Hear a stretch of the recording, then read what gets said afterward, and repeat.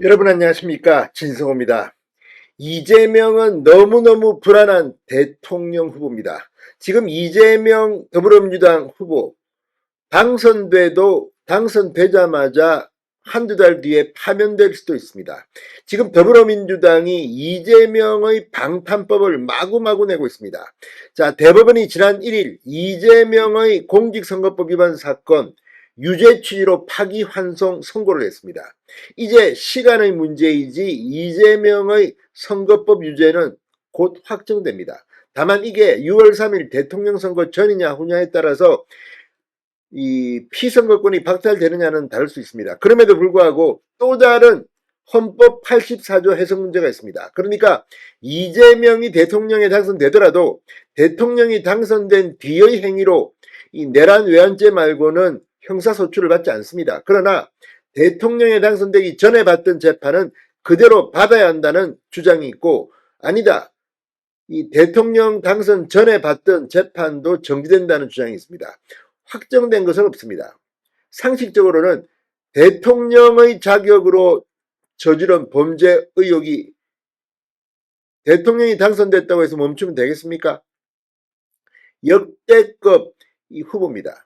대한민국 헌정사상 이런 대통령 후보는 없었습니다. 자, 그렇다면 이재명은 설령 당선되더라도 바로 날아갈 수가 있습니다.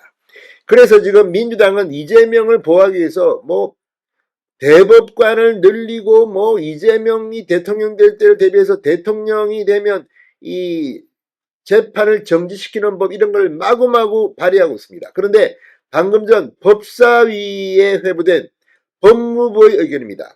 자, 더불어민주당이 추진하는 대통령 당선 시 진행 중인 형사재판을 임기 종료까지 정지하는 내용의 형사소송법 개정안에 대해서 입장을 냈습니다. 그런데 이 법무부의 입장문에는 굉장히 충격적인 내용들이 들어가 있습니다.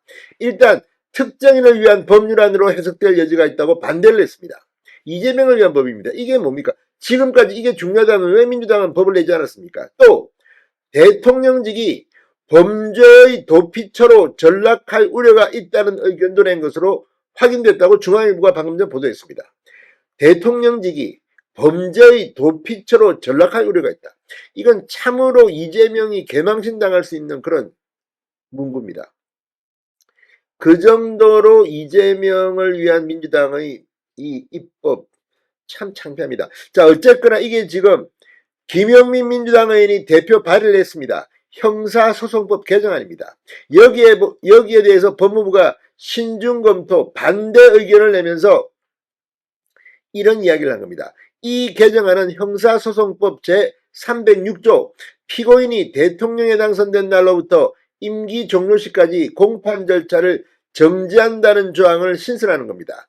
헌법 84조는 대통령은 내란 또는 외환의 죄를 범한 경우를 제외하고는 재직 중 형사상의 소출을 받지 아니한다고 되어 있는데 소추의 범위에 진행 중인 재판까지 포함되느냐를 놓고 지금 법조계가 논란입니다. 이재명 때문에 그렇습니다. 그전에는 이런 논란이 있을 수 없었습니다. 왜?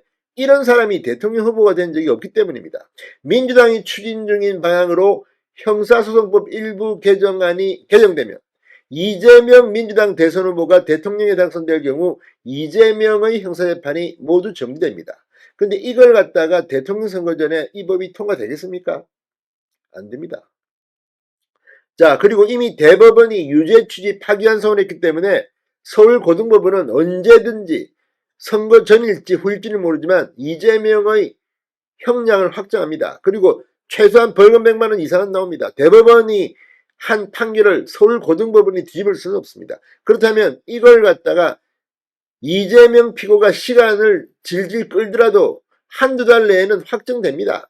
대통령이 당선된 뒤에 이게 확정되면 당선되자마자 파면당하는 헌정사상 초유의 사태가 발생할지도 모릅니다. 이걸 막으려고 지금 이 법을 갖다가 낸 겁니다. 그런데 여기에 대해서 법무부가 반대 의견을 냈고, 어차피 이게 국회를 통과한다 하더라도 아마 시간적으로 이게 통과하겠습니까? 한다 하더라도 법률안 거부권을 행사하면 됩니다.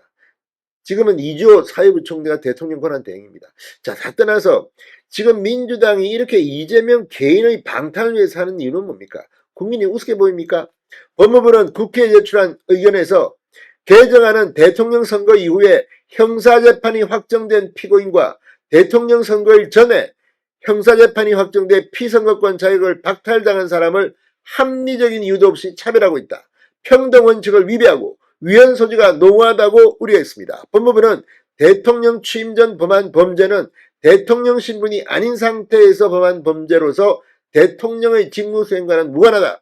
그럼에도 이를 공판 절차 정지 대상으로 하는 것은 공직의 자격 요건을 엄격히 제한하는 법률 규정을 무력화시키고 자격이 없는 피고인으로 하여금 부당하게 임기를 보장하는 결과를 초래한다.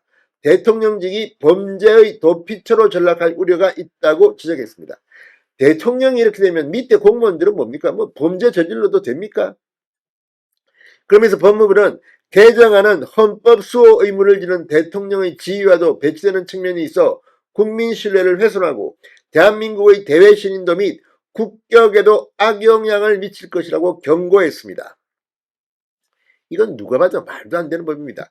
자, 지금 민주당은 이것 말고도 이재명의 재판 리스크를 차단하고 사법부를 견제하기 위한 각종 입법을 지금 추진 중입니다. 허위사실공표 구성요건에서 행위를 빼는 공직선거법 개정안이 오늘 국회 행안위 전체회의에서 의결될 예정이고 대법관 수를 현행 14명에서 30명으로 정하는 법원조직법 개정안도 이미 발의되어 있습니다.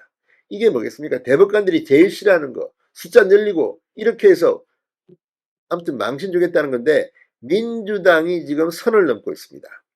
이재명은 결국 당선돼도 무효가 될 것 같습니다. 대법원이 이미 결정했습니다. 서울고등법원이 꼭 빨리 일을 내기 바랍니다. 진성호의 융단 폭격이었습니다. 여러분 감사합니다.